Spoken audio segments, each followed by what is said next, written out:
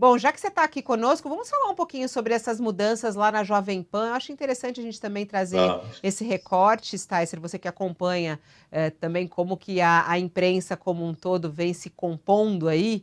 E a Jovem Pan tem mudado ali seus times de comentaristas. Ontem o humorista André Marinho deixou o grupo, né? Na semana passada ele irritou o presidente Jair Bolsonaro, que largou a entrevista da Jovem Pan justamente porque ele estava fazendo uma pergunta, fez uma piada, o presidente ficou bravo, falou que se ele voltasse ele estava fora da entrevista, ele levantou e foi embora. E aí André Marinho ontem comunicou sua saída, tem até um trechinho da fala dele, vamos assistir.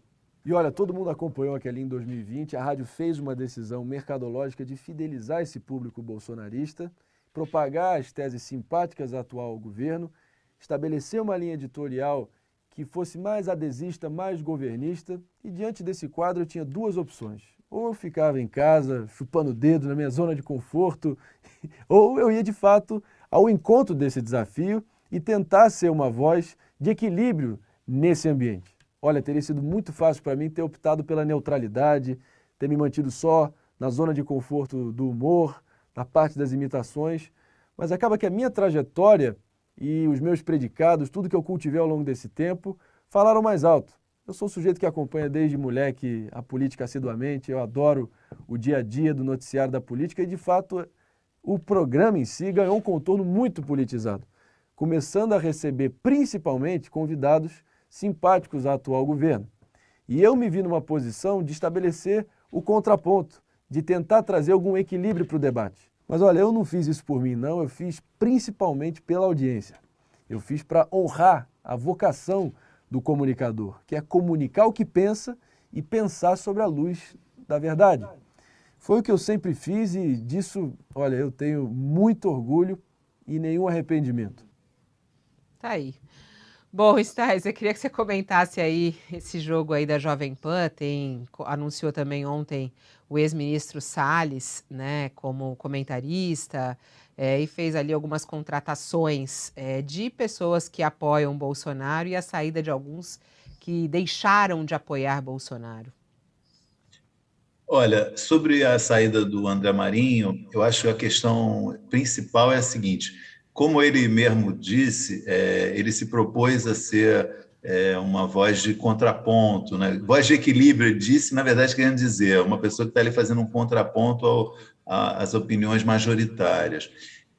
E com essa postura, eu acho que o canal tinha que ter feito de tudo para evitar a saída dele. Não está claro ainda por que ele saiu, né? O que a gente sabe, o que a gente viu, primeiro, houve uma reação pública de comentaristas do próprio canal contra ele, houve reação nas redes sociais muito pesadas contra ele, tudo motivado pela entrevista em que ele participou, né, com o presidente Jair Bolsonaro no primeiro dia do canal, né, na semana passada, no qual ele fez uma provocação sobre rachadinha, perguntando se quem está envolvido em rachadinha deveria ir para a prisão. Isso gerou uma reação realmente enorme, muito pesada contra ele.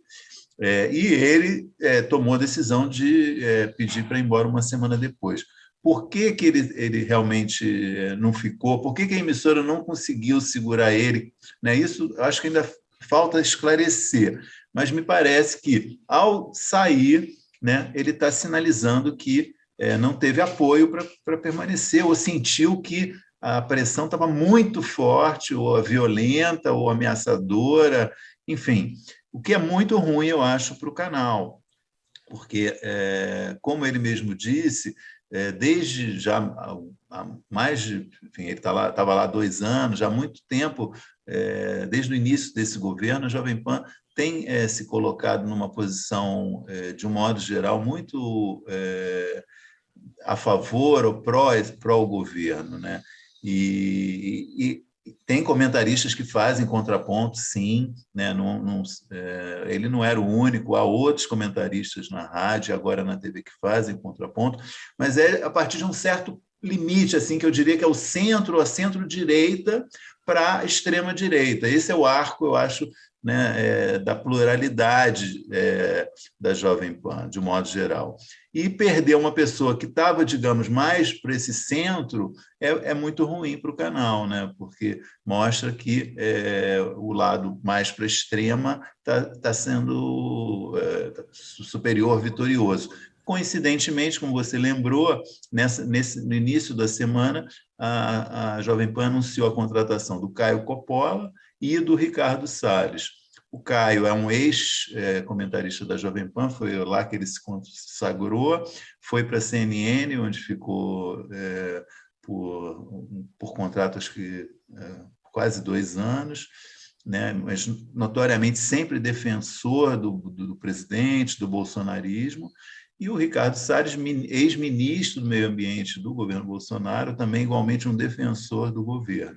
Então, tudo isso somado na mesma semana, né, reforça essa impressão de que o canal está perdendo aí uma batalha na sua guerra, na sua vontade de parecer o mais pluralista possível. Esse foi um pouco o tom que eu quis dar ao artigo que eu escrevi ontem à noite. Aliás,